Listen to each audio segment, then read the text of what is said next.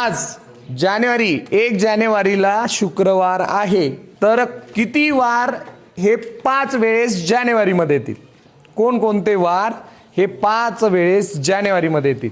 आज जर शुक्रवार आहे आणि 1 जानेवारी आहे, तर जानेवारीमध्ये येणारे पाच वेळेस येणारे वार कोणते ते तुम्हाला सांगायचं आहे. शुक्रवारी 1 तारीख आहे, 1 जानेवारी आहे, तर त्या जानेवारीमध्ये काही वार हे 5 वेळेस येणार आहे. तर तुम्हाला त्याचं उत्तर सांगायचं आहे की ते वार कोणकोणते असतील. हा हर्ष उभा राहा. कोणकोणते वार येईल? शुक्रवार, शनिवार आणि रविवार.